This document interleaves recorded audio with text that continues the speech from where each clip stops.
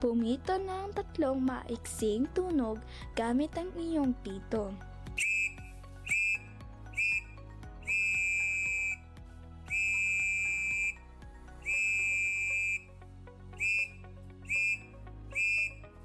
Pagkatapos pumito, ay maghintay kung may sasagot sa iyong distress call. Ulitin ang distress call hanggang ikaw ay sagutin o magtapuan ng mga rescuer. Ang 3 tunog ng pito ay pagsasabi na, I need help. Siguraduhin ituro ito sa iyong mga mahal sa buhay. Simpleng kaalaman para sa ating kaligtasan. Ang paalala nito ay hatid ng 1116 DXAS, your community radio.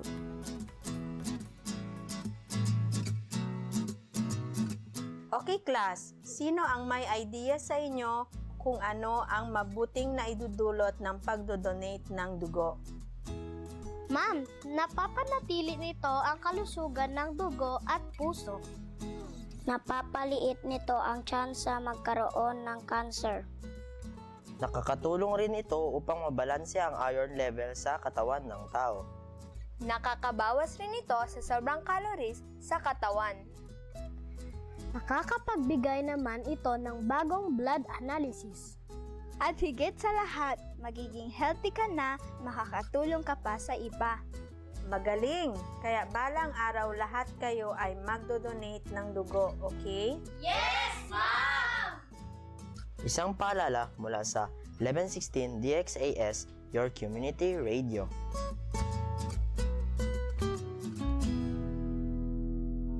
Simula pa noong 1948, lubos na naibabahagi ang mabuting balita ni Hesukristo sa mga Pilipino sa ating bayan at maging sa mga nasa ibang bansa tungo sa Far East Broadcasting Company Philippines. Sa Megaman.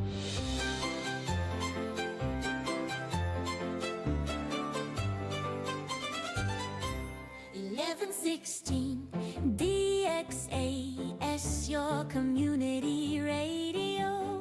Kasama sa araw-araw, kakwentuhan, kaagapay, kaibigan, kabarangay. Ito ang radyo mo. 1116 DXAS, your community radio. 1116 DXAS, your community radio.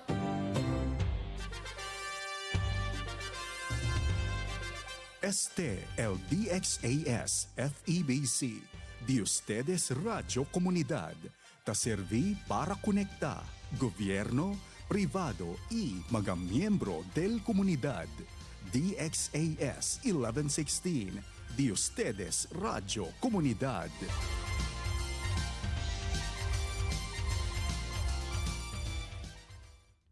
Ang oras sa buong Pilipinas, 8 minuto makalipas ang alas 7 ng umaga.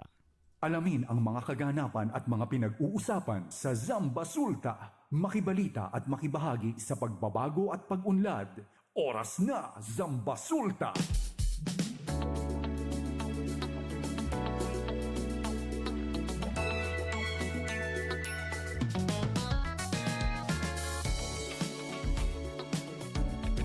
Buenos dias, Ciudad de Zamboanga, maayong buntag. Assalamualaikum warahmatullahi ta'ala wabarakatuh sa ating mga kabarangay. Welcome at syempre no, happy Thursday. Oo, no? Throwback Thursday, ha? Ibig sabihin, wag natin kakalimutan, one way ang mga daan. Oo, ayan, no? Doon hindi man alegre din yung uban. Manda daw si Kwan ko. Ande ito alya. Good morning ngayon, no. Siyempre sa ating mga kabarangay, good vibes tayo ngayon, no. Good vibes kay maganda ang tulog. No, may itsura pala ang pagtulog natin, no. Tiyan nagala si Kwan. Kasi Kara, no. Oo, tiyan itsura. Ayan, no. Porque do joker yung ara. May pakape. Wala ba talaga akong kausap dito? Hindi mo ba kasi Ayan. ako ini-introduce? Dapat i-introduce ka. Okay, no? Graduate of Division of Education. Anong course mo? Division? Hindi, Bachelor. ayan. Bachelor ba? Division dahil, no? Oo. And, Yung hinihintay i-introduce General din in talaga. Cleaning. Oo, ayan, syempre mga Best kabarangay. cleaner. Best cleaner. Oo, ayan. No? At syempre, ako po ang inyong kasama, ang inyong kabarangay, Robin Soling. Ayun. At ako naman po si Sara Mito Labing. Isang mapagpalang araw po sa lahat ng ating mga tagapakinig dito sa ating syudad. Buenos dias at todo. Maayong buntag sa tanan, Zamboanga Sibugay, Zamboanga del Sur at Zamboanga del Norte. Good morning po sa ating lahat, radyo o Facebook man ang mga tagapakinig natin. At tama nga, no, kumusta po ang inyong tulog? Kagabi, no, nung may pinasa si Ma'am Dang sa atin sa group chat, sabi doon, delikado yung kulang ang tulog. Yung natutulog ka lang ng 5 to 6 hours, mas delikado daw siya sa parang kinumpare doon. Hindi pagkain, ng pag-skip ata ng pagkain, sabi ko wala na, mamamatay na talaga ako. 5 to 6 hours? Mas lalo ka na. Oo. 2 or 3 hours ka lang ata natutulog, di ba? Hindi, natutulog din ako ng 5 to 6 hours. Pero hindi pala siya tama. Dapat i-reach talaga 7 to natin, 8. goal natin 7 to 8. Kaya- Alam naman natin yan, pero parang body clock na din, no? Kaya nga may nagtanong doon sa comment section, anong gagawin kapag natulog nga daw siya ng 10 a.m., nagising talaga siya ng 3. Paano ba ito pahabain ang tulog? Di close your eyes and pray. Oo, at saka hindi sir, no? Alam mo, yung iba din kasi, di ba, parang, ewan ko lang, no, sa thinking lang, halimbawa sa akin, parang sayang naman yung upuan, sayang naman yung electric fan, sayang naman yung TV kung hindi ko magagamit. Alam mo yun? Yung pagdating mo ng oo, yun, ganun yung thinking ko eh. Sayang naman yung table, hindi ako makakapagsulat kahit sandali. So parang nasasayangan ako ba? So parang, okay, gamitin ko sa sandali bago ako matulog. Ako hindi ako nasasayangan kasi wala kaming ganun. Wala kayo? Oo, kaya naman. Sayang ka. Walang hindi. Yung table namin, yun na naman, nasira na naman. Di ba? Yun yung sinasabi ko na nasasayang na mapansin mo na ay sira na, hindi na magamit. Dalawa na yung butas Bibili sa naman table. ako ng isa para masira ulit. Ayan. Pero bukas makakabawi yung iba sa atin. Ay, oo, no. Huwag kang sumisigaw, Bin. Malakas na ba? Malakas yung sigaw mo. Pakihinaan nga yung mic niya, Kuy. Hinaan mo yung headset mo. Oo, yun pala yun. Yun. Bukas po, enjoy your holiday, Ayan, Maraming, lalo na sa government. Muslim holiday, no? Bukas estudyante Isra, natin. Oo. Kasali, no? Yung mga estudyante. Oo, syempre. Ano ba sila? Tao din sila, di ba? Oo, kasama, no? Kaya nga, yung pamangkin nga namin, sir, kanina morning, no? Parang feeling niya. Excited na. Friday na. Bukas pa. Oo, tomorrow pa po. Happy long weekend po sa inyong lahat. Oo, Sana all. Long weekend na naman sa amin. Oo. Sa inyo, oo pala, no? Good morning kay Tristan Gulay. Buenos dias, Kuya Robin. Buenas, oo. Ate Sara, hello din sa'yo, Tristan Gulay. Ayan, kumusta ka? Thank you for listening dito sa ating programang Oras na Zambasulta. At syempre, samahan nyo kami hanggang mamayang 8:30 ng umaga para po yan sa isa't kalahating oras ng balitaan, impormasyon at inspirasyon. At syempre pwede silang sumali. Sir, no, sali po kayo sa ating usapan kung kayo may mga comment, no? Kung kayo po may mga naman gusto kasi mag-English. No? Kung kayo may mga komento, mensahe, tanong, ayan, pwede mag-text sa 0916-296-6625, no? At pwede rin sa ating Facebook mag-comment din, no, sa DXAS or 1116 DXAS, your community radio. At abangan nyo po mamaya ang ating topic ay tungkol po ito sa halalang Bangsamoro.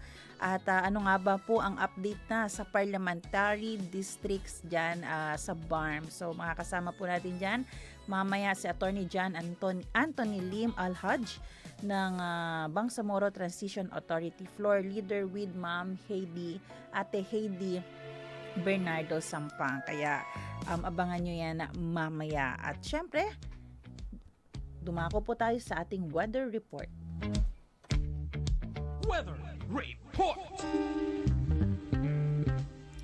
Sa ganap na alas 3 ng madaling araw kanina, ang sentro po ng Tropical Depression ADA ay tinatayang nasa 485 km silangan ng Surigao City, Surigao del Norte. Ito ay may taglay na lakas ng hangin na nasa 55 km per hour malapit sa sentro at pabugsong hihigit sa 70 km per hour. Kasalukuyan itong kumikilos hanggang o hilagang kanluran sa bilis na 20 km per hour. Ang amihan or northeast monsoon naman ang nakakaapekto sa Hilaga at gitnang Luzon. Samantala, local naman na weather report, bahagyang maulap hanggang sa maulap na kalangitan na may pulo-pulong pag-ulan at pagkulog pagkidlat ang iiral sa Zamboanga Peninsula, Basilan, Sulu at Tawi-Tawi at dahil sa mga local thunderstorm. Posible po ang mga biglaang pagbaha o pagguho ng lupa tuwing may malalakas na thunderstorm, kaya mag-ingat ang lahat. We sing happy birthday to you, and may all your dreams come true. Happy, happy birthday. Araw ng sweldo, may panghanda ito. Happy birthday kay Brother Me Macaso. Happy birthday kay Joner Clavel. At kay, ayan, wala na, yun lang. Oo, sa akin din sir, same din, no? Happy birthday pala ay kay Baby Farzana Chandria Hassan, also known as Chacha. Ayan, Ayan. no? Oo, sa bahay yan sir, birthday ng aming Kailan? pinakabibong, hindi ko sasabihin sa'yo kung kailan kasi baka... Inimbitahan mo na ako kahapon. ay, oo. Inimbitahan. Saturday yan, di ba? Oh, Saturday, tama. Inimbitahan na pala kita. Sabi Oo. ko, nung in-invite niyo ako kahapon, sabi ko, ba't ka nang i-invite? Birthday mo ba? Ayan, no. Hindi Oo pala, karapatan no? ka ba mag-invite? Hindi kasi wala akong choice. Narinig mo na si Tintin, pinapapunta ko. Papunta doon. Oo, so parang bakit ako hindi? Ang mahalaga, alam ko ang bahay niyo. Ayan. Punta ka. Kasi ang celebration hindi man sa bahay namin. So, ayan, no, kay Chacha, good morning, tulog pa, no? Ayan, yung mga bata, tulog pa nung paalis kami. Pagdating, tulog na.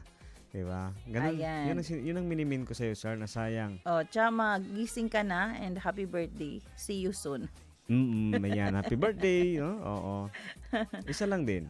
And belated happy birthday po Ay, kay belated. Ate Jane Shenes, ang wife ni Pastor Shenes ng World for the World pa yan, ang kanilang church. So, happy birthday po Ate Jane. God bless you. At sa lahat ng mga nagbe-birthday. Ay, meron pa pala ako, sir. Happy birthday go. kay Ma'am Emmy Sane, no? Ayan, shoutout sa kanya, no? Sa aking, kay Inda Emmy.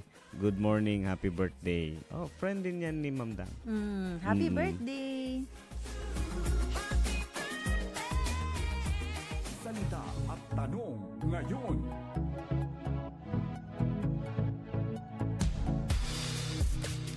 Para sa ating salita ngayong umaga, confidence in his ability.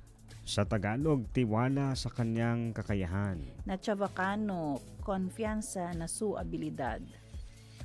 Ha, tausog, no? Pagpangandol, ha, kawasan niya. At Bisaya at Ilonggo, pagtuo sa iyahang abilidad. Tanong po natin, bakit po kayo nagtitiwala sa abilidad ng ating Panginoon? Isaiah 65 verse 19, I will rejoice over Jerusalem and take delight in my people. The sound of weeping and crying will be heard in it no more. Sa Magandang Balita Biblia version, ako mismo'y maggagalak dahil sa Jerusalem at sa kanyang mamamayan. Dooy wala ng pagtangis o panaghoy man.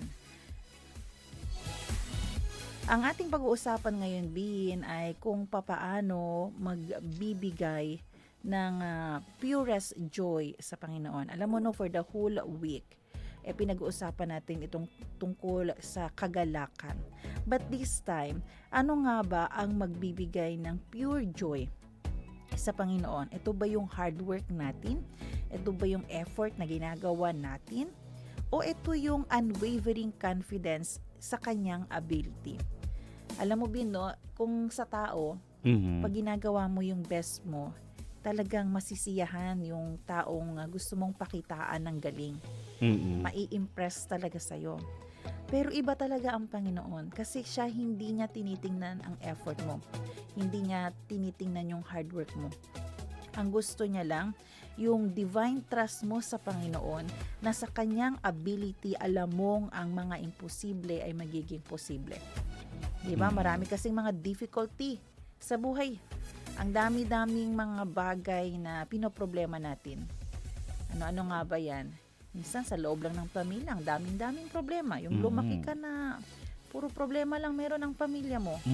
Pero yung may confidence ka sa ability ng Panginoon na when you surrender your problem dyan sa Kanya, alam mo balang araw, pwedeng maging united kayo, magkaroon ng harmony, pwedeng magkaroon ng, ano yan? Pagkakabuo unity, ulit. Tsaka alam mo sir, no, especially makarelate ako diyan yung 'di ba sa dami yung lumaki ka ng puro problema, no? Yung lumaki ka na alam mo may term na may nagawa akong term tungkol diyan yung hindi panatag yung nervous system mo, 'di ba? Parang alam mo hindi mo kung payapa, kung relax yung kapaligiran, 'di ba? Dol kalmado lang. Nagdududa ka may pagdududa ka doon. Bakit kalmado ang paligid? Bakit wala akong problema? Diba? Pero one thing na realize ko no sa paglaki at sa pagharap din ng mga problema. Minsan kasi no alam mo 'yun, gusto mo ng payapa, gusto mo ng masaya no, may kagalakan no, may joy. Pero hindi mo kasi hinihingi. Hinihintay mo lang. Oo, may pagkakaiba kasi noon Minsan kasi kailangan mong hingiin. Parang 'di ba? Alam mo, eto na ma-share ko lang sa iyo yung short prayer lang no na meron ako sir. Alam mo parang 'di ba, Panginoon, isa lang yung buhay ko, 'di ba? Oh, at saka ang daming mali na nagawa no, ang daming alam mo 'yun, mga wrong decisions, 'di ba? O ang daming kasalanan. Pero isa lang talaga yung buhay ko. Pwede mo akong bigyan ng no, 'di ba, ng good, I mean hindi naman yung talagang marangya no, pero yung good life to appreciate your creation. Pwede ba yun? No, pwede mo ako bigyan ng joy, bigyan mo ako ng wisdom. And alam mo sir, nung ginawa ko yan, ginawa ko yung prayer, sinabi ko yung prayer na yan. One thing yun nga, yung sinasabi mo ngayon na yung confidence in God, no, in Him, na kaya niyang tanggalin or gawin yon. Alam mo ang term ko diyan, Godfidence.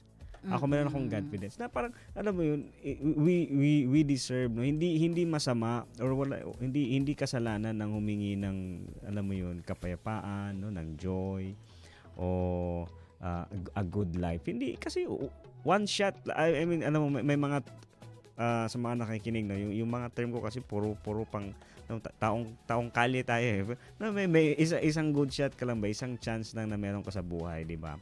Oo, yung kasalanan talagang alam mo yun, around the corner nandiyan lang yan no, pero yung aware ka na alam mo na hindi yun para sa iyo, di ba? Yung tatanggalin yung ngiti sa mukha mo, dapat tatanggalin mo yun. No, ano yung mag-aalis or magpapalayo sa iyo sa presensya ng Panginoon, no, 'di ba? Yung siyempre yung worry hindi yan galing sa kanya, 'di ba? Yung sinasabi mo nga na yung problema hindi yan galing sa kanya, no? So hindi masama ang humiling, no? So I think subukan lang. Yun naman lagi natin sinasabi, sir, no? Subukan mo lang i-pray na alam mo yun, no, bigyan ka ng joy. Ayan. Alam mo kasi siguro yung challenge sa ating mga kapwa-tao, yung paano rin magkakaroon ng faith kasi nga hindi nila nakikita ang Panginoon. Pero yun mas magpapatatag ng ating pananampalataya dyan sa Panginoon. Kasi makikita mo kahit hindi mo nakikita, pero mararamdaman mo na gumagalaw ang Panginoon. Katulad dun sa verse na binasa natin, yung buhay ng mga taga Jerusalem, no, 'di ba? May mga pagkakataon talaga na ginagawa nila ang kanilang effort. Nagawa nila ang kanilang best, pero ang nire-require lang ng Panginoon sa kanila na magkaroon kayo ng confidence sa aking power, sa aking ability, dahil ako ang creator ninyo. Ganun lang naman yun yung time din, di ba, nung yung mga mangingisda ng time ni Jesus, wala silang buong magdamag makuha na isda, pero dahil hindi lang carpenter ang Panginoon, kasi kilala siya na as carpintero. Mhm. Pero dahil hindi lang siya carpenter, Panginoon din siya. Nung sinabi niya, diyan nyo ilaglag ang inyong net, nagkaroon ng maraming isda. At Diba? saka yung idea na, 'di ba? Oo. Tama 'yun, no? Hindi nga natin nakikita yung Panginoon through faith, no, yung communication or yung connection. Pero pwede mo ring hingin, sir, na di ba, magpakita ka, iparamdam mo sa akin. Honestly, 'di ba? Yan yung ano Hindi siguro, dahil alam natin, hindi literal ang hinihingi natin, hindi, magpakita ka. yun Oo. din ang gusto nating Gusto natin magpakita ka, magparamdam ka. Oo, i-mention sa mga tagapakinig, no? Alam mo yung wala kasing standard. Come as you are, 'di ba? I mean, para sa akin, ako kahit sino ka. Alam mo nga, last week, yun yung kwento ko tungkol sa isang kaibigan ko, 'di ba? Na kailangan niya pang dumating sa punto na magkaroon ng malaking problema para ma-realize niya na wala na makakatulong sa Oo. ang dami mong koneksyon, ang Oo. dami mong kilalang Naubos na oo. yung kumpiyansa mo sa kanila. Pero nung time na kailangan mo sila, ang sasabihin sa iyo, Doy, taman kami, may problem, may Pasensya may sariling problema rin kami. And here comes, no, yung isang, alam mo yun, yung tao na wala lang, no, nandyan lang sa side, tapos lalapitan mo, sasabihan ka, bakit parang prepared ka, bakit parang alam mo yung problema ko. So 'di ba, yun yung minimin natin, no. Sometimes dapat aware ka kabarangay na hindi naman sa lahat ng panahon, or may mga times talaga na yung pinapadala sa iyo o binibigay sa iyo is through resources, no. Pero may times din na through presence lang talaga, presensya lang. Dapat aware ka doon. Nag-expect ka, pero expect the unexpected, sabi nga. Kaya po ang ating challenge sa ating mga tagapakinig, ihinto na po natin yung magre-rely tayo sa ating effort, sa ating mga Sa sariling kakayahan. connection. Connection. Hinto po natin yan. Kasi clearly, may limit lang po yan sila. May limit ka lang din. Kasi nga hindi tayo perfect. Meron lang tayo hanggang saan lang tayo may kaya. Kahit ikaw po yung pinakamatalino, may limit ka lang talaga. So, yung gusto lang ng Panginoon, yung joy na pwede nating ibigay sa Panginoon is kapag meron tayong confidence sa lahat ng pwede niyang gawin sa ating buhay. So, meaning, isurrender po natin ang ating buhay, ang ating puso, ang ating future sa Panginoon. Kung paano natin sinurrender yung ating spiritual life na naniniwala tayo after death, di ba? Yung love ng Panginoon ay mas mararamdaman natin pagkapiling na natin siya. Ano lang naman isurrender natin ang ating physical life, ang ating earthly life. Kaya po, let's stop relying sa ating effort dahil wala po yan magagawa at ang tanging magbibigay lamang ng kagalakan sa Panginoon ay kapag tayo ay buong-buong magtitiwala sa kanyang abilidad. Muli, bakit ka nga ba nagtitiwala sa abilidad ng Diyos? Mga gawang kabutihan para sa bayan. Marapat ipamalita yan. Mabati ang mabuti. Hindi sa lahat ng laro ay laging naaabot ang panalo. Hindi lamang sa mga tropeyo na susukat ang tunay na tagumpay, kundi sa magandang asal at paggalang sa ating kapwa na ipinapakita sa laro. Ito ang panalong ipinamalas ng isang bata sa viral video ng kanilang double badminton game. Sa huling sandali ng laban, nakuha nila ang huling puntos na nagbigay sa kanila ng panalo. Isang tagumpay na ikinabigo at ikinaiyak ng isa sa kanilang mga batang kalaro. Dala ng matinding emosyon, bahagyang naipalo sa sahig ng bata mula sa kabilang koponan ang kanyang raketa bago niya piniling makipagkamay sa kanyang mga kalaro bilang tanda ng respeto. Ilang sandali lamang ang lumipas nang lumapit ang isa sa mga batang nanalo, ang bida sa ating kwento. Walang pag-aalinlangan, niyakap niya ang umiyak na kalaban hanggang sa ito'y kumalma. Kaagapay, maaaring maliit pa sila sa ating paningin, ngunit pinatunayan ng ating bida sa kwento na taglay nila ang malalaking pusong marunong umunawa at may malasakit sa damdamin ng kapwa. Tandaan po natin, iba ang kasiyahang dala ng pagiging mabuti at may malasakit kaysa sa panalong dala ng mga medalya at tropeyo. Kaya sa anumang laro, At sa buhay, mas mahalaga po na ang ating pagkatao at kabutihan ng puso kaysa sa simpleng panalo. Hindi sukat, kulang sa timbang, pandaraya o maling gawin. Maitama ang mali. At para naman sa maitama ang mali, sa kabila ng unipormeng sumasagisag sa serbisyo at disiplina, napuna ang isang Police Brigadier General matapos makita na suot ang sapatos na nagkakahalaga ng mahigit 70,000 piso. Ayon sa National Police Commission o NAPOLCOM, ang pagsusuot ng ganitong kamahal na gamit ay hindi lamang usapin ng personal na estilo, kundi isang pagpapakita ng luho na hindi angkop sa isang opisyal ng gobyerno. Hindi lamang presyo ng sapatos ang sinusuri ng NAPOLCOM, kundi ang mensaheng ipinapadala nito sa mamamayan tungkol sa asal, disiplina at pamumuno sa loob ng kapulisan.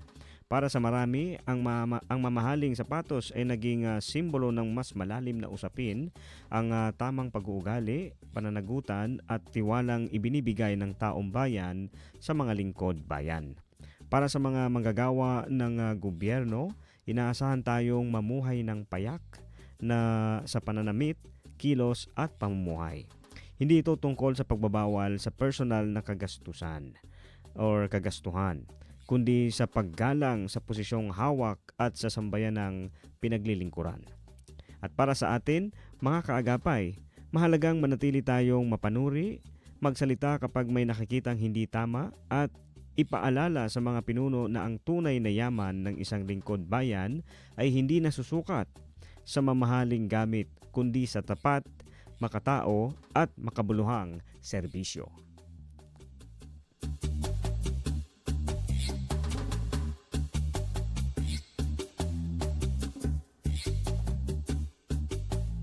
Zambasulta Balita.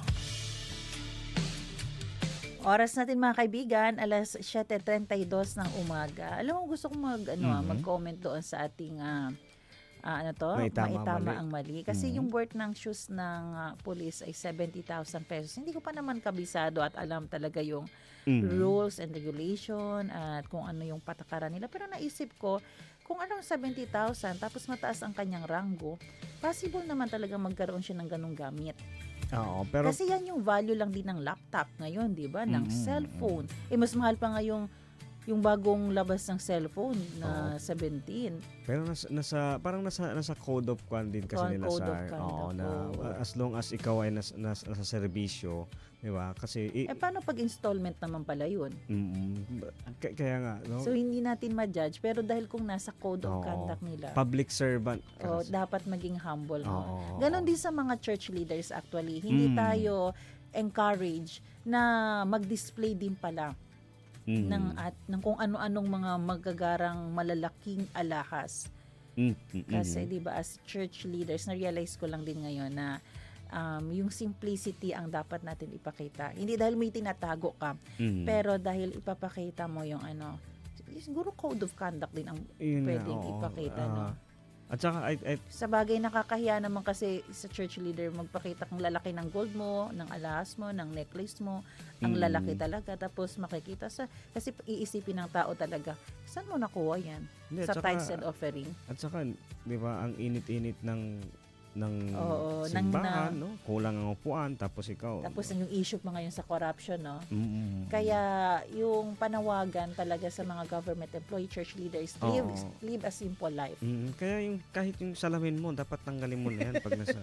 hindi ba? Hindi kasama yan. Hindi. Actually, ngayon ko na-realize yung sinabi ni Phil dyan. Sabi ko, eto lang bibilhin ko kasi eto lang afford ko. Sabi niya pa, yan talaga ang dapat lang natin ipakita. Kasi pinapakita natin kung ano lang yung buhay natin. Hindi na ako bibili nung yellow. Yung ganito? Oo, ito. Yung puti na lang. Puti na lang para hindi obvious. Ayan po. At para naman sa ating balita, yan, uso kasi ang flu season ngayon pero walang nakikitang pagtaas sa mga kaso ng flu-like illnesses dito po sa lungsod ng Zamboanga. sa kabila ng nararanasang flu season sa buong bansa ngayon. Ito po ang kinumpirma ni Dr. Dulce Miravite, ang pinuno ng City Health Office, at ayon po sa kanya, bagamat hindi pa umaabot sa tinatawag na epidemic threshold ang sitwasyon, pero patuloy pa rin ang kanilang masusing monitoring sa mga komunidad. Matay naman sa record ng CHO noong 2025 ay nakapagtala lamang ng 229 na kaso ng trangkaso sa ating lungsod. Mas mababa ito ng 6% kumpara sa mga naitalang kaso noong taong 2024. At ayon po kay Dr. Miravite, pinakamabisang panlaban pa rin sa trangkaso, Kuya Fons, ang pagpapalakas ng ating immune system.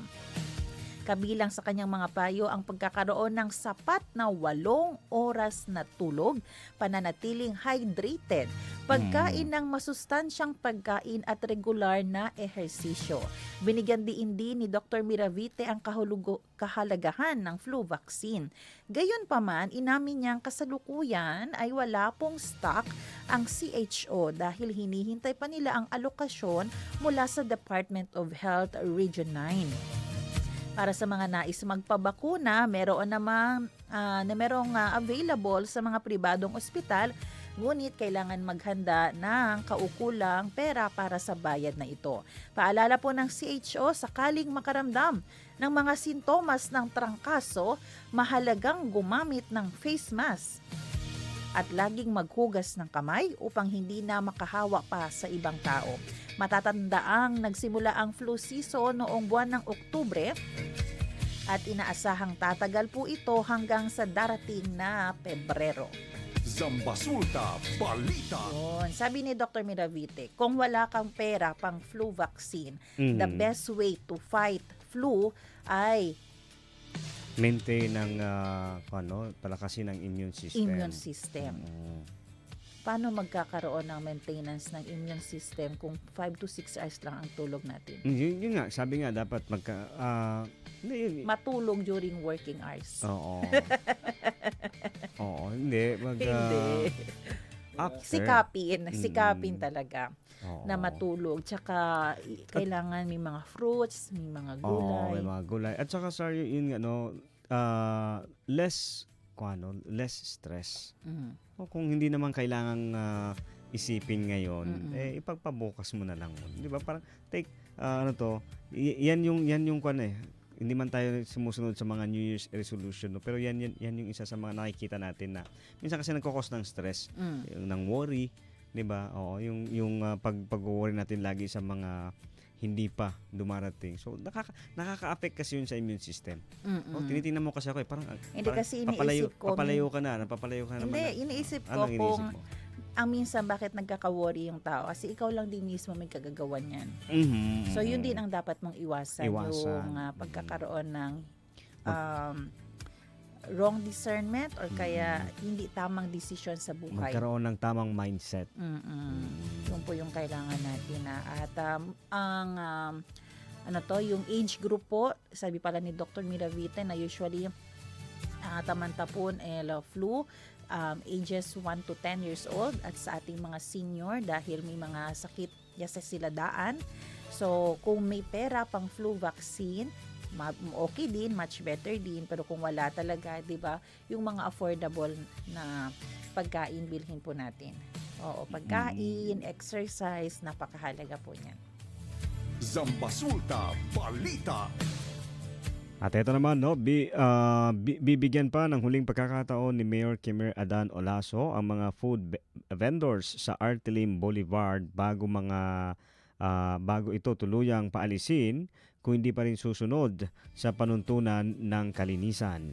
Inamin ni Olaso na nagkulang ang pamahalaang lungsod sa paglalagay ng mga trash bin o tamang tapunan sa lugar kung saan maaaring idispensa ng mga vendor ang kanilang used cooking oil pagkatapos ng pagtitinda. Dahil dito, hihilingin ng alkalde sa Office of the City Environment and Natural Resources o OCENR na maglagay ng mga container sa nasabing pasyalan upang wala nang maging idahilan ang mga nagbebenta. Gayunpaman, binalaan ni Olaso ang mga vendor na sa oras na mailagay na ang mga pasilidad na ito ngunit mananatili pa ring madumi ang lugar, hindi na siya mag-aatubiling paalisin ang mga nagtitinda. Binigyang diin ni Olaso na karamihan sa mga naghahanap buhay doon ay may turing na mga estranghero o hindi residente ng lungsod ng Zamboanga, subalit pinahihintulutan pa rin silang magnegosyo sa lugar bilang tulong sa kanilang kabuhayan. Ayon kay Olaso, kailangang respetuhin ng mga ito ang tinatawag na governance system. Zambasulta Balita. Yan, ito yung paulit-ulit na sinasabi ko, nakakalungkot, napaka-basic, 'di ba? Napaka-easy lang sana nito, pero pag hindi talaga sumusunod sa patakaran nagiging problema. Nakakalungkot din kasi after ni Mayor Olaso makiusap sa kanila nung isang may one time yun na nandun siya sa Artilim Boulevard at nag-megaphone si Mayor. Nakiusap sa lahat ng mga namamasyal at mga vendor. Hay, nako, after 1 day or 2 days, andun pa rin yung basura. So, nakakalungkot. So, kaya may mga nagsasabi na, prangkaya lang kunese, no may lang kunese mandao sa or no maya lang dehat Cheniken Alita Bende.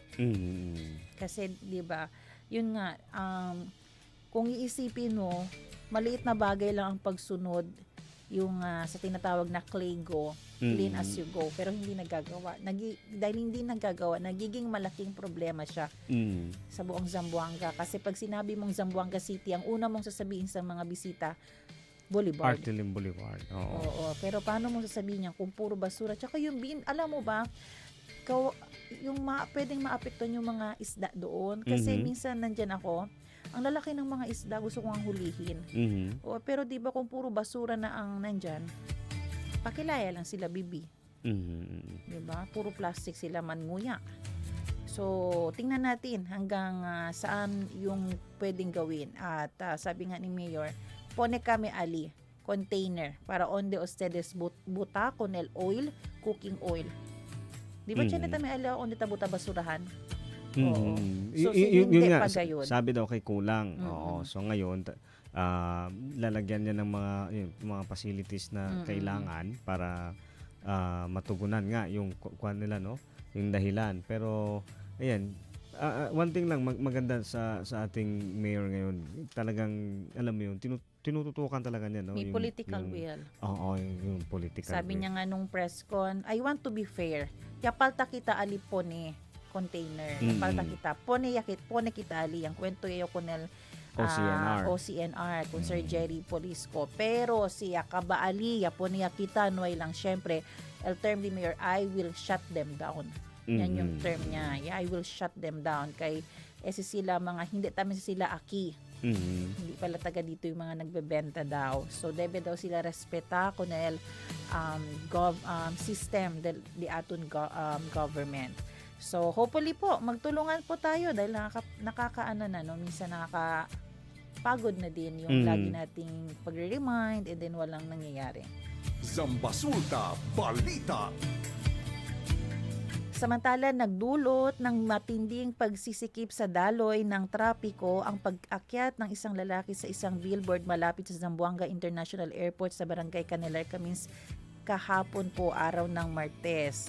Kinilala ang lalaki na si Tony Fernandez, residente rin sa malapit sa nasabing lugar. Ayon po sa mga saksi, nagulat na lamang sila nang makita ang lalaki na nasa itaas na ng billboard pasado 2:00 ng hapon.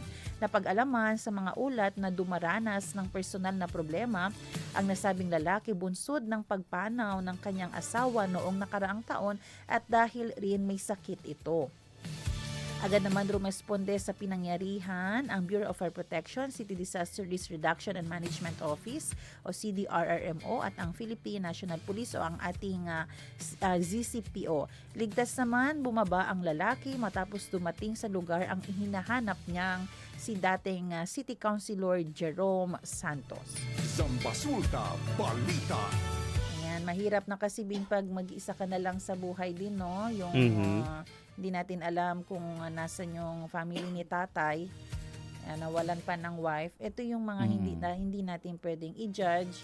Kahapon nga sa isang video narinig natin na sartaya lang, bintard na pa gayon. So hindi po, refrain po tayo sa pagsasabi ng ganyan. Siguro sa atin, akala lang natin nakakainis dahil gumawa siya ng eksena, pero siya pala ay meron na talagang nararamdaman. Hindi natin ma-judge. Hindi naman tayo psychiatrist, hindi tayo psychologist, pero we can be kind.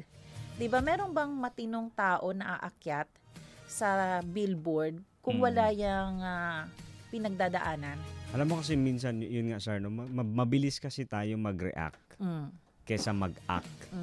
Alam mo yun, ibig sabihin, no, yung reaction kasi mabilis lang.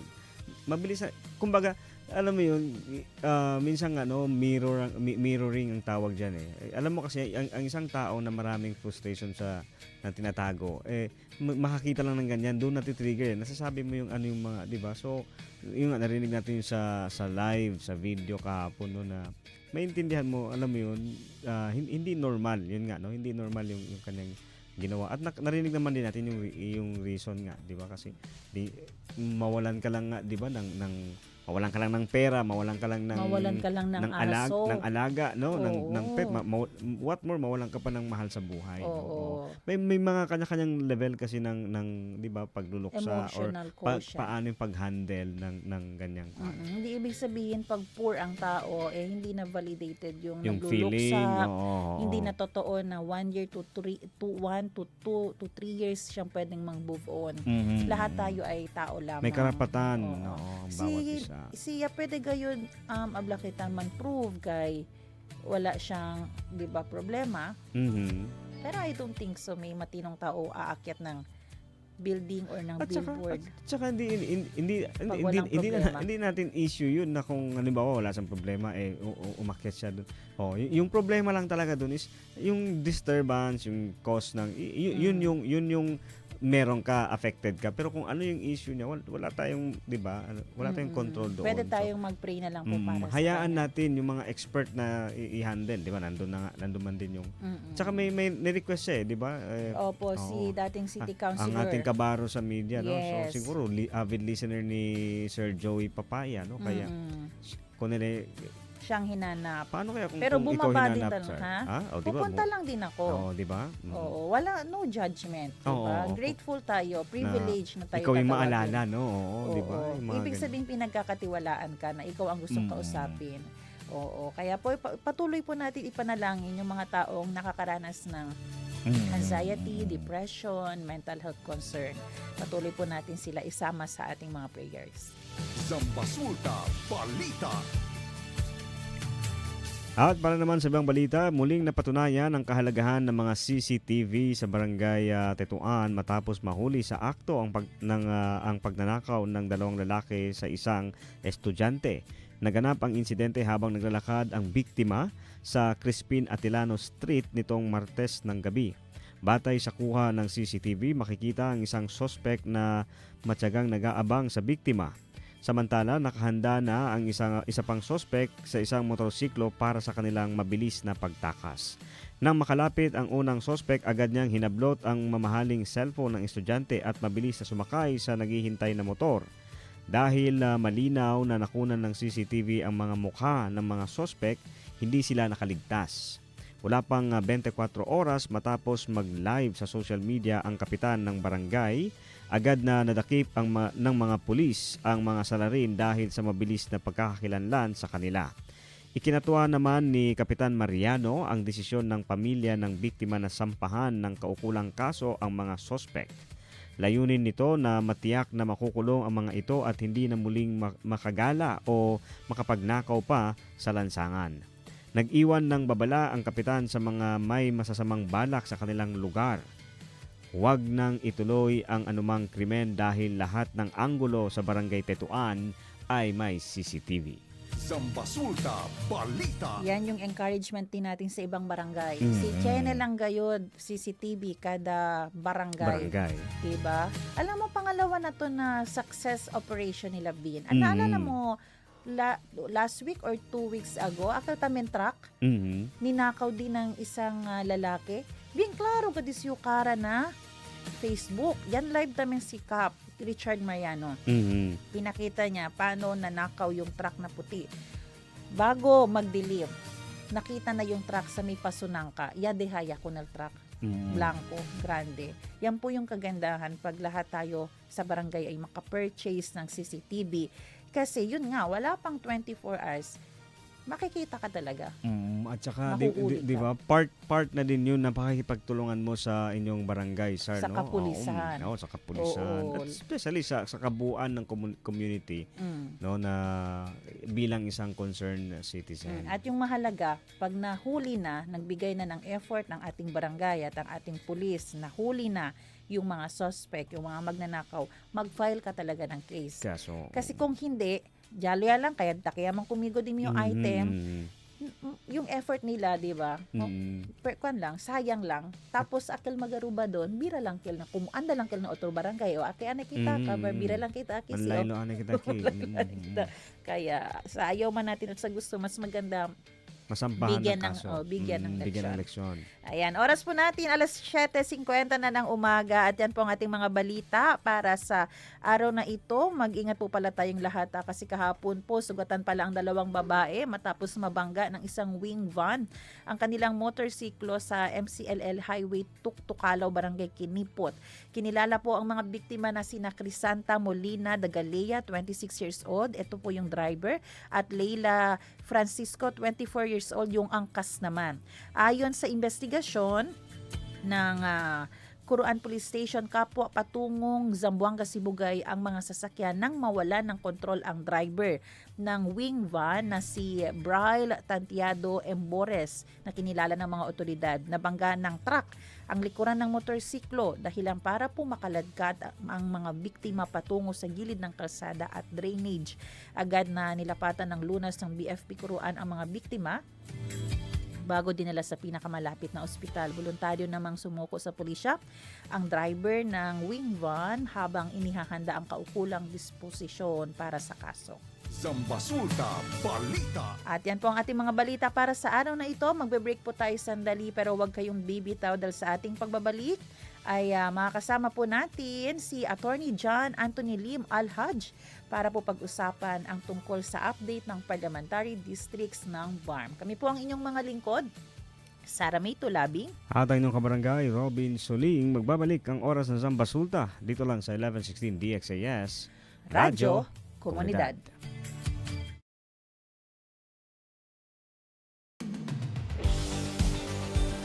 Pakinggan ang mga kwento ng nagbagong buhay sa pamamagitan ng mensahe ng pag-asang mula kay Hesukristo.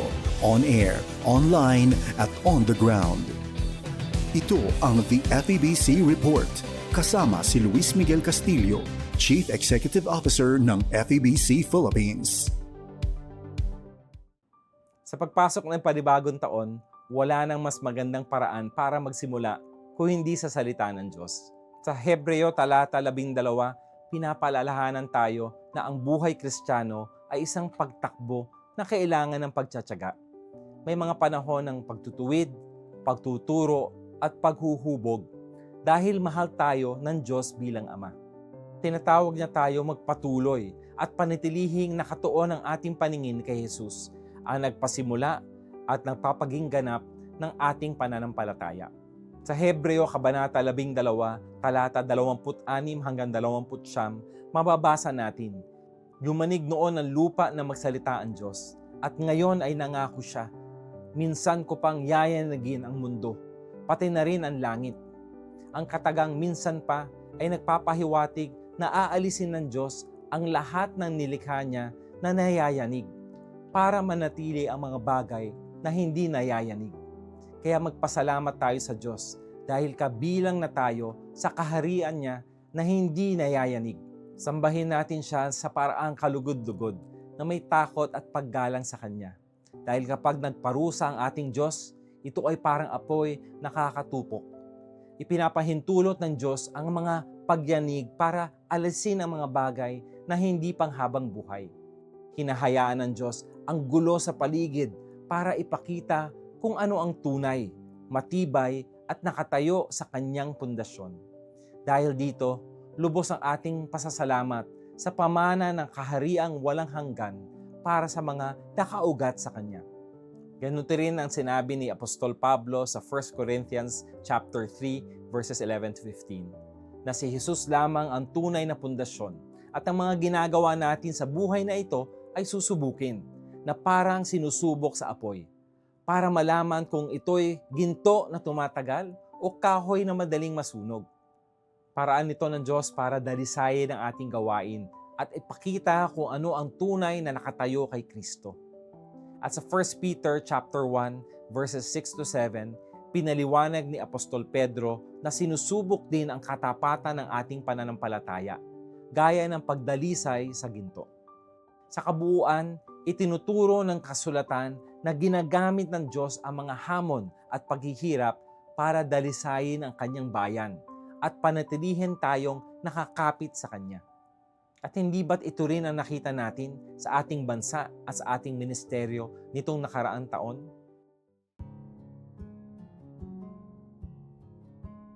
Ang FEBC ay isang media ministry at kahit hindi nakikita ang karamihan, napakahalaga ng mga gamit at pasilidad na nagpapatakbo sa ating mga himpilan. Tahimik lang silang gumagana sa likod ng lahat, pero sila ang dahilan kung bakit umaabot sa inyo ang bawat mensahe, bawat programa. At sa kabila ng samot-saring hamon nitong taon, nag-provide ang Panginoon. Bagong equipment, mas maayos na pasilidad, at mga upgrade na matagal na nating ipinapanalangin. Nagpapasalamat din tayo sa partnership. May mga bagong kaagapay at may mga kaibigan muling nakaugnay matapos ang mahabang panahon.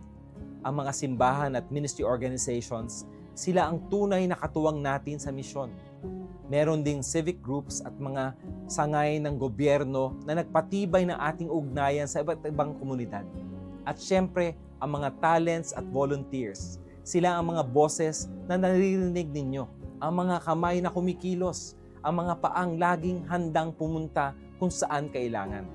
Sa katunayan, taon-taon nagsisimula tayo.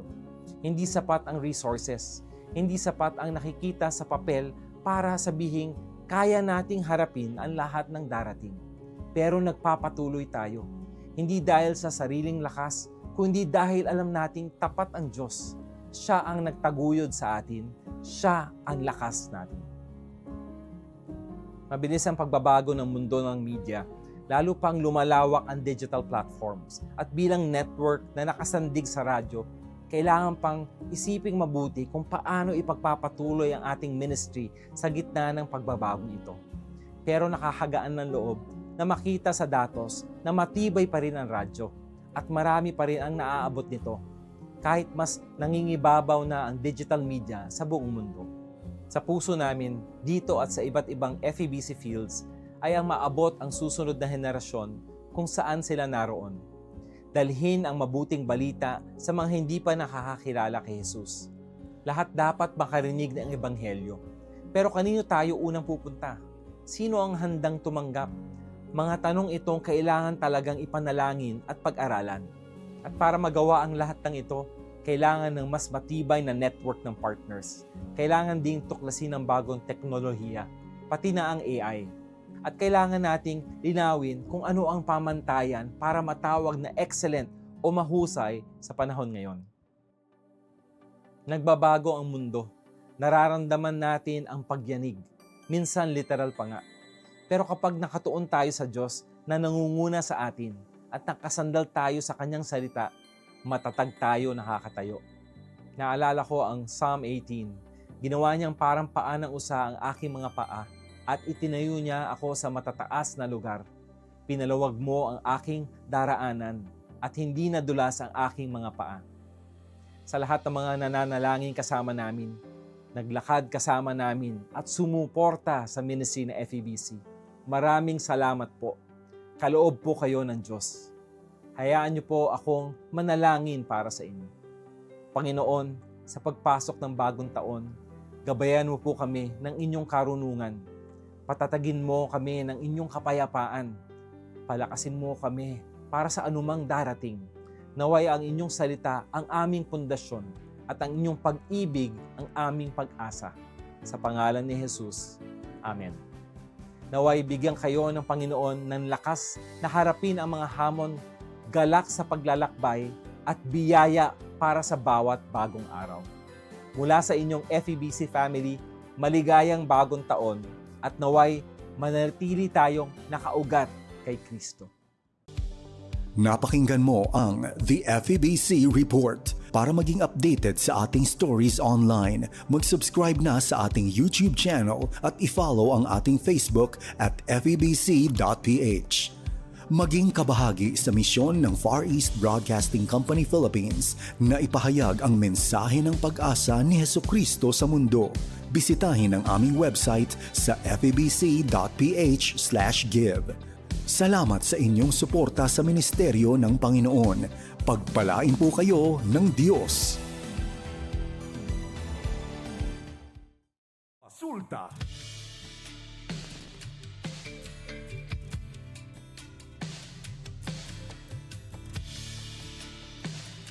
At nagbabalik ang oras na Zambasulta. Kayo pa rin po ay nakikinig sa 1116 DXAS, your community radio.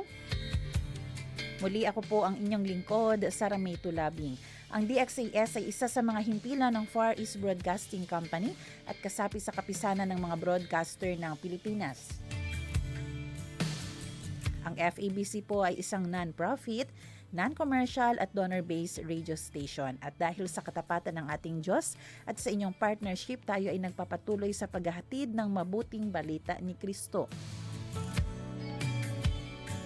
Inaanyayahan po namin kayong maging bahagi ng ating radio ministry. Pwede nyo pong iscan ang ating QR code o kaya po ay mag-deposit sa ating bank accounts para sa inyong donasyon. At para ma-acknowledge namin ang inyong donation ay magpadala po kayo ng mensahe sa amin. Muli, maraming salamat sa inyong partnership at God bless. Oras natin, 8:01 ng umaga. Mapagpalang umaga sa lahat. Buenas a todos or Uwentes de Zamboanga. Ayon pa po kay Ma'am Liliana Hunt at sabi niya pa sa ating segment ng Salita at Tanong ngayon, dale el confianza con Diyos. Kay disuyo palabra lleno de verdad, itakeda de berasa na mag-eksperyensya na vida del gente. Cree kay el Diyos tiene abilidad y puwersa ase mga cosas base na disuyo naturaleza para dale ka naton bisyo, paz, abilidad para manejade aton vida, depende con ele. Pag-usapan natin. Mahalaga po na ating malaman kung ano na nga ba ang update tungkol po sa parliamentary districts dyan po sa BARM. At kaya naman makakasama po natin ngayon si Ate Heidi Sampang Bernardo at Attorney John Anthony Lim Al-Haj para sa Halalang Bangsamoro.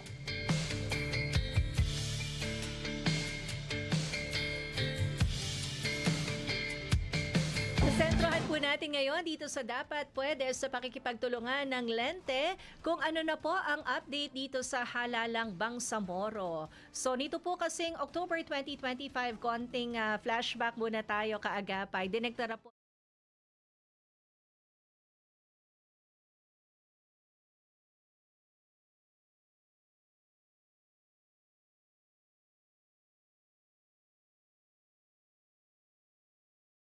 paliban ang kauna-unahang parliamentary election sa BARM at ipinag-utos din ng Korte Suprema na dapat isagawa ang eleksyon ng hindi lalampas sa March 31, 2026.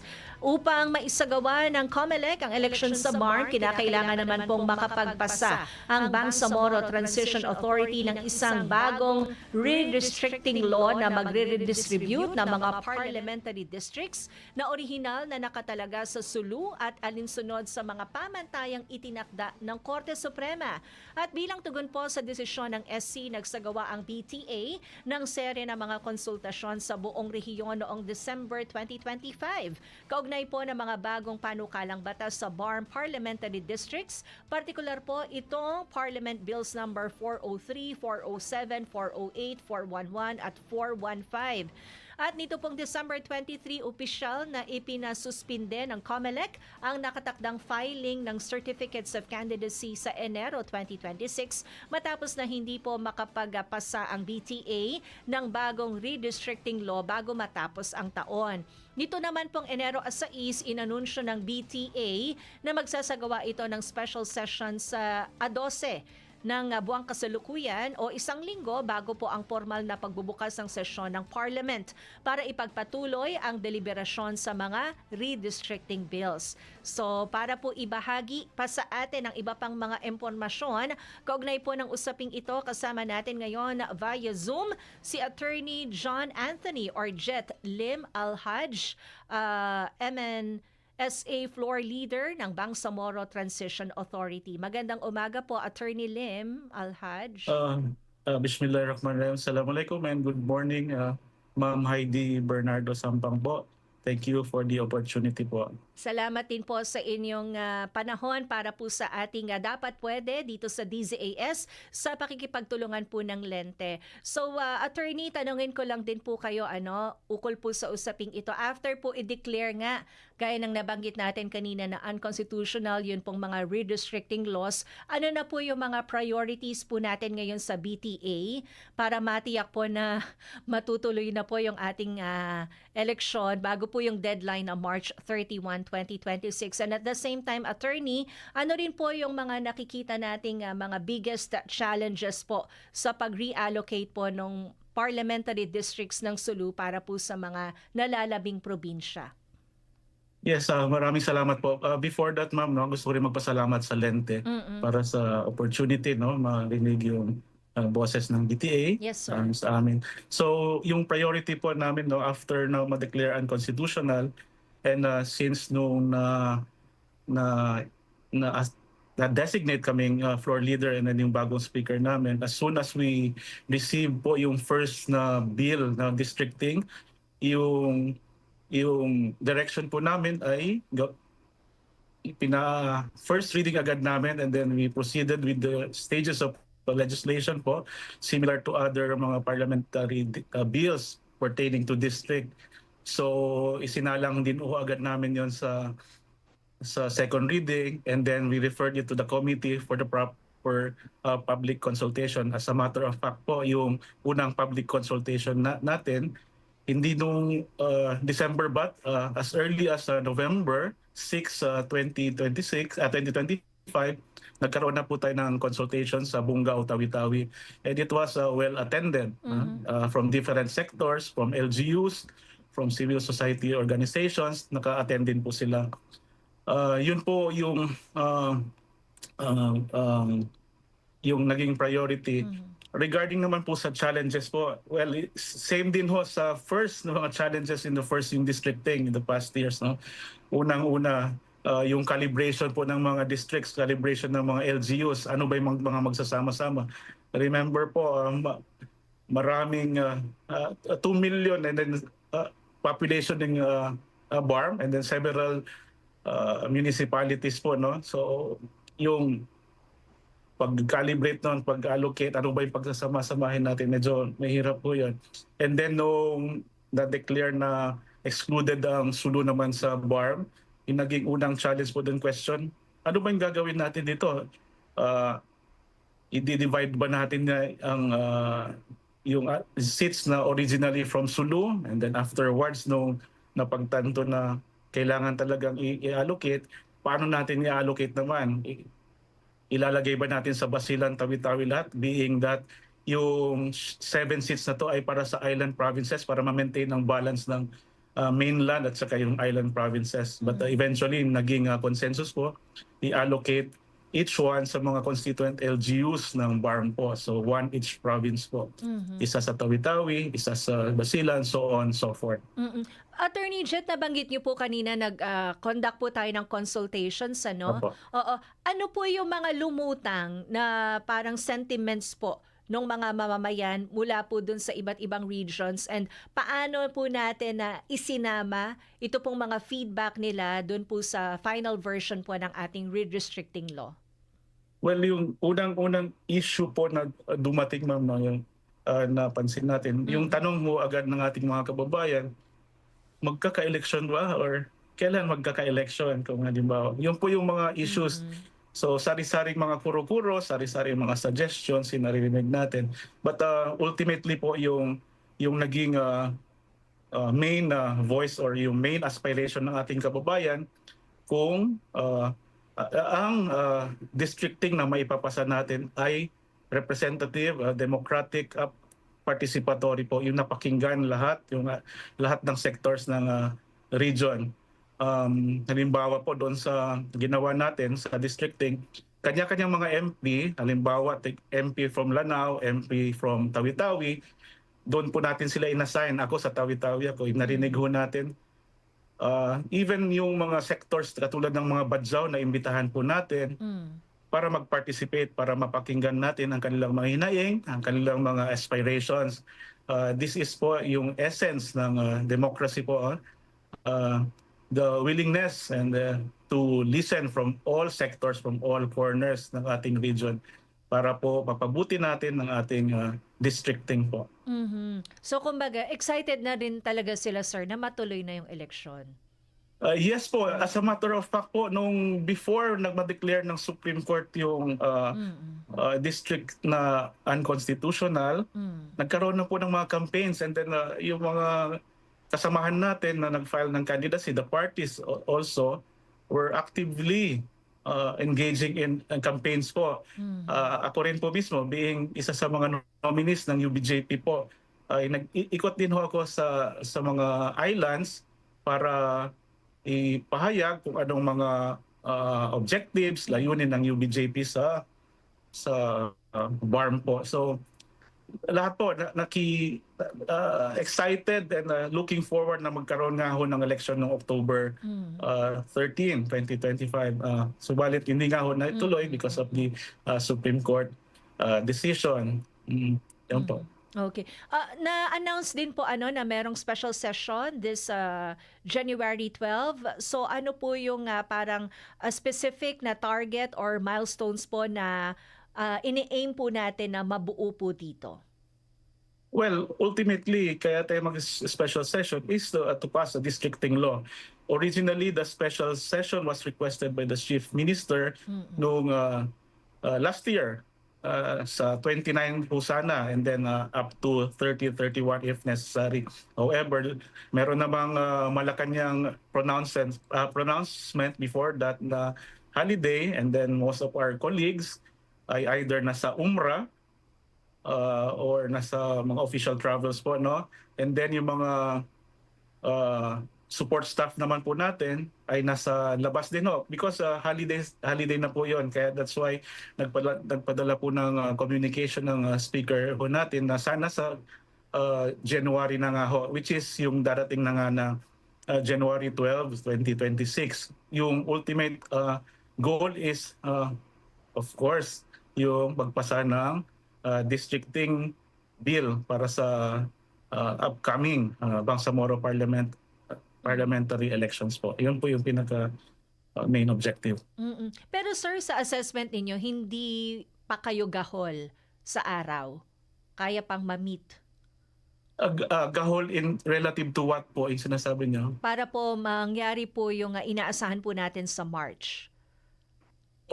Kami naman po since the beginning, ako personally, since the beginning, yung tinitingnan ho natin yung maitawid natin ng ating mandato, which is ang pagpasa ng districting bill. So whether gahol or may enough time pa, we leave it to the COMELEC, being the institution po na naatasan ng ating konstitusyon, ating para magsagawa ng eleksyon. Okay. And dito po sa ginawa rin pong pagsuspinde ng Commission on Elections dito po sa pagfa-file ng mga certificates of candidacy ngayon pong Enero, habang wala pa po yung bagong redistricting law na atin na nga pong inaasikaso, no, attorney. Paano po yung kasalukuyang coordination po ninyo sa BTA, sa atin pong poll body, para po masiguro na hindi na po mauudlot muli yung mga aktibidad nga po para sa eleksyon?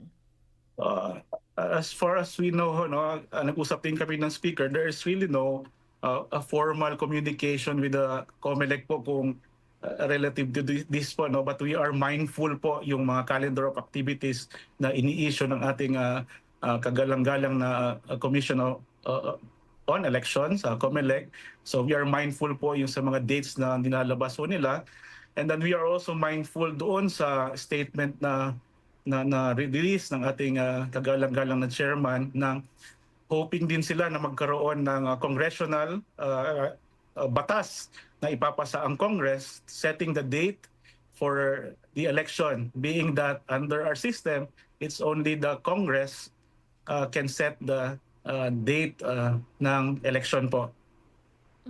So sa ngayon, sir, wala pa talagang petsa? Well, yung sa COMELEC po, meron silang inilabas ho, no, ang ating kagalang-galang ng COMELEC based doon sa Supreme Court decision. Pero sa Congress po, wala pa silang na ilabas, so wala pang naipasa na batas na setting the date ng election. Yung po yung nasa system natin, it's only Congress that can set specific date for an election po. And then nung bandang November, no, early November last year or mid-November, pumunta ho rin kami sa the Speaker and several officers ng Parliament to visit yung Congress, the House of Representatives, as well as the Senate po. We discussed, among others, ito nga pong districting, and then they're looking forward also that the BTA will pass the districting law, and sila rin ho sa part nila, magpapasa rin sila ng batas setting finally the date of the first Bangsamoro parliamentary election. So nangako naman po sila, sir, na as soon as possible, aasikasuhin, tatalakayin sa Kongreso para magkaroon po ng batas kung kailan na talaga isasagawa. Hindi ko po matandaan na sinabi na as soon as possible, but they committed that they will pass a law setting the first Bangsamoro parliamentary elections.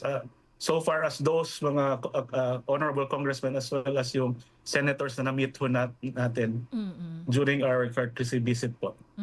So may word, okay. And sino-sino naman po, attorney, yung mga maghahain ulit ng kanilang mga COC? If you may explain it din po para po sa ating mga kaagapay.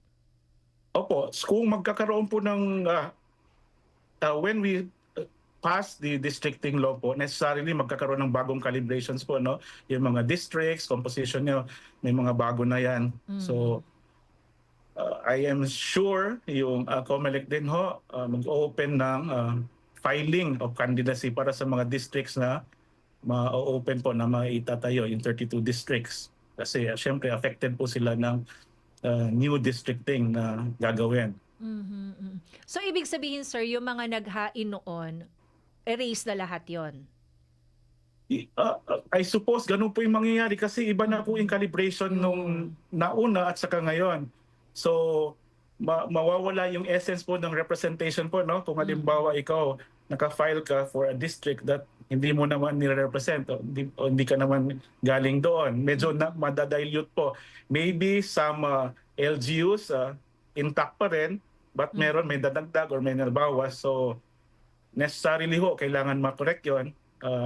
And I can only think of correction by way of refiling po ng candidacy po. So, ibig sabihin na pwede pa ngang madagdagan or babawasan yung mga maghahain po ng COC, depende nga po sa magiging final districting po. Opo. Okay. And ano po ang inyong mensahe, attorney, para po sa mga botante po natin dyan po sa Bangsamoro Autonomous Region in Muslim Mindanao na naghihintay po ng kanilang pagkakataon na makilahok po sa kauna-unahang parliamentary elections? Thank you, Ma'am Heidi. No? Tatlong bagay po. No? Magdadigress lang ako ng konti. Unang-una, gusto ko pong i-congratulate lahat ng mga lawyers ng Bangsamoro, no, coming from the bar who successfully hurdled yung 2025 bar examinations. Welcome po to the bar, mga panyeros and panyeras. Pangalawa ho, gusto ko pong i-greet ang ating mga kababayan sa paparating na Ramadan. Start to February 15 ata or 16. But anyway, we pray for a blessed Ramadan for everyone. And finally, doon sa message po natin sa ating mga kababayan, kami po ay katuwang nyo. Kami ay naghahangad din na sana magkaroon na ng first ever parliamentary elections para ang ating mga kababayan ay makapagbigay na kung ano man ang aspiration sila, makapagbigay ng direct mandato sa mga members of parliament. Pareho lang ho tayo lahat. We are also looking forward to this, no? Ang mga kababayan na mismo natin ang pipili kung sino ang bubuo sa parliament and kung paanong direksyon ang gagawin natin para sa progress at kinabukasan ng ating mahal na rehiyon. Yun po. Thank you, Ma'am Heidi. So sa kabila po ng mga pagkaantala, sir, patuloy pa rin naman po ba yung ating parang mga voter education para rin naman po matagal na hinintay, hindi po sayangin yung tamang pagpili ng kanila pong mga iluluklok? Ma'am Heidi, mabuti tinanong mo yan. Actually, naghahanap ako ng paraan paano ko maisingit yung voter education. Gusto ko pong magpasalamat sa inyo po, sa media, especially sa Lente. Alam niyo po yung isa sa mga challenges, and this I have relayed to the former Chief Minister as well as to our new Chief Minister. Maybe dito sa Cotabato, sa main, sa center ng government natin, masyadong maalam yung mga tao kung anong sistema meron tayo. Pero doon sa mga malalayo po, katulad namin sa Tawi-Tawi, ako personally, nag-iikot po ako, hindi po na nila alam kung ano yung BARM actually. Hindi nga po nila alam kung anong members of parliament. So yun po yung challenge. Kaya one of these days po sana mag-collaborate tayo ng mga Lente. Sasamahan ko po sila sa isla to explain, being silang expert sa mga ganito, yung voters education. Kami naman, ako naman as MP, I can only do so much kung sino lang nakikita ko sa mga program pag nagro-roll out kami na i-explain namin dito. But substantial portion ng ating population doon sa mga islands, especially doon sa mga isolated, medyo hindi pa aware sa sistema na meron tayo. So in mahirap simple po yun, terms, attorney, paano nyo ine-explain sa kanila? Ano tong parliamentary elections na yan? Yes po, of course, inano po natin na always kino-compare natin sa ARM dati at saka sa BARM ngayon. So para at least magkaroon sila ng contextual understanding po anong meron. So we tell them, pagdating sa election, boboto kayo ng district. One every district. Magboboto rin kayo ng party representation, parang sa party list. And then, meron din yung sectoral. So, medyo very challenging po. I suppose alam din ho ng mga Lente pag nagpupunta sila sa mga especially sa mga kababayan natin na hindi rin sila aware anong parliament, anong members of parliament. So very challenging. So ito po yung dapat personally na encourage everyone na nakakaalam, ating mga kasama sa governance, na pagtuunan ng pansin if we have to tie up with third party para lang makaskade ito sa mga kababayan natin. Then let's do it, a healthy democracy is something that everyone is fully aware, everyone is fully conscious kung ano ang mga roles ng governed at saka yung mga governors natin, yung government natin at saka yung mga tao, anong mga expectations. Napaka-importante po ito para sa isang healthy democracy, yung consciousness po. So in a way pala, sir, parang naging blessing in disguise din yung pagkaantala kasi all the more na mas naipapaunawa natin dun sa mga mamamayan yung value ng proseso na ito na makasaysayan kasi first time nga pong magaganap dito sa atin. Tama ka, ma'am, as everyone discusses yung mga ganitong issue, so natitrigger po yung kanilang mga curiosity. So lahat ng mga tao na nakakarinig sa mga discussions na to, nakakapagbigay rin sila ng mga kanilang mga kuro-kuro. So in a way, it's a blessing in disguise din. Kaya nga mas maraming nakakaalam sa mga nangyayari sa ating regional government as well as buong region. Tapos sir, ang FEBC Philippines, meron din po kami mga stations dyan sa Mindanao. Pwede rin po ninyong matap para mag-cascade pa po ng information. At yun na nga, parang pag-educate po, voter education sa atin pong mga kababayan dyan sa BARM. Opo, ma'am. Thank you so much for definitely po itatap po na namin yan. We'll collaborate and engage po with everyone po. Para mas maipaliwanag po natin sa ating mga kababayan yung prosesong ito. Attorney Jet, maraming salamat po and happy weekend po. God bless you. Thank you so much, ma'am.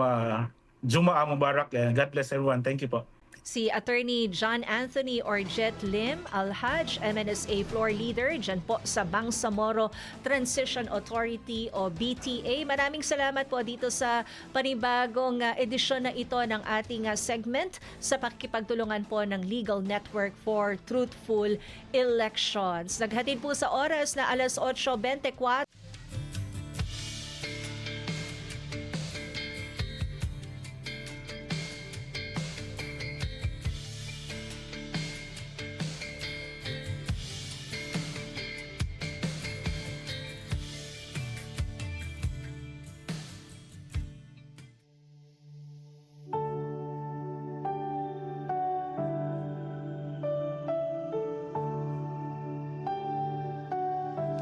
Manalangin po tayo, our gracious and heavenly Father. Panginoon, maraming salamat po dahil kayo ang God of order at wala pong delay sa inyo. Kayo po yung Panginoon na mas nakakaalam kung bakit ito nangyayari, bakit nagkakaroon po ng delay sa mga plano, minsan dito sa aming government, minsan dito sa aming mga kaganapan po sa mundong ito. Lord, patuloy po namin isinusurrender sa inyo ang plano po ng BARM. We continue to pray, Panginoon, that you will guide them, lalo na po sa gagawing election. At ang pinakamahalaga po, Panginoon, na bago po yung election na maganap, alam po ng mga botante kung para saan iyon, bakit ito dapat ang piliin, at paano magkakaroon ng righteous government. Lord, we pray for wisdom, hindi lang po sa mga dun sa mga boboto, pero doon din po sa mga grupo na patuloy po yung advocacy na magkaroon po ng proper knowledge, information, education po yung mga voters namin dyan sa BARM. Maraming salamat po dahil kahit malayo po sila, magkapatid po kami dyan sa inyo. Isa po ang aming lahi, isa po ang aming citizenship. And patuloy po namin pinagpe-pray, Lord, na i-guide nyo po ang mga leaders na tatakbo din, na sana maging mabuti ang hangarin. Magkaroon, Lord, ng discernment yung botante sa pagpili sino yung may integrity, yung mapagkakatiwalaan, sino yung matalino, at sino po yung may magandang reputation. Lord, maraming salamat din po sa mga nangyayari dito sa amin sa syudad. We continue to pray, Lord, for healing doon sa mga na-aksidente, naging victim ng vehicular accident. And panalangin din po namin na maging masunurin po kami sa mga ordinances, sa mga batas that will not only give glory sa mga nag-implement nito, gumawa nito, pero sa iyo din po, Panginoon. We continue to surrender, Lord, to you, our listeners. Kung may mga sakit po sila, pagalingin niyo po sila. Kung may mga mental health issue po sila, be with them, O God. Iparamdam niyo po na nandyan po kayo para sa kanila. At we pray, Lord, that every day sa aming buhay, ma-encounter namin kayo at maramdaman po namin ng iyong presence. Ito po ang aming samot dalangin sa pangalan ni Jesus. Amen.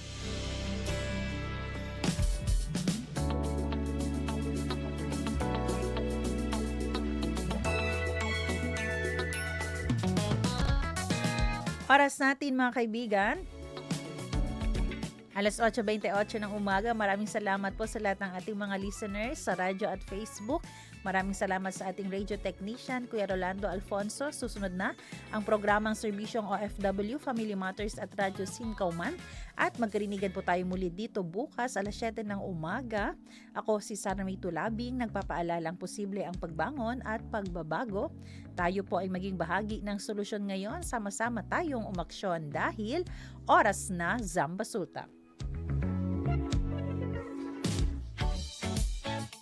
Inyong napakinggan ang programang Oras na Zambasulta. Para sa mga komento, mensahe o suhestyon, tumawag o mag-text sa 0916-296-6625 o sa 0998-844-1410. Panyera, ko sa man to taase kon ese magagalamiton ta aregla to na dituyo bag. Anda ba to man camping? Panyera, ta-preparayo ko na dimyo go bag. Importante especialmente na ora del emerhensya, por ejemplo ya lang si Ayman Baha, kabar, nesesita kita evakwa. Tupaw tu panyera, pero kosa ba debe elaman deste? Importante kita kontene dito yung go bag mga essential items como el agua y ready to eat comida, preferable bastante para na 3 dia. No tamen olvida ko ng first aid kits, personal hygiene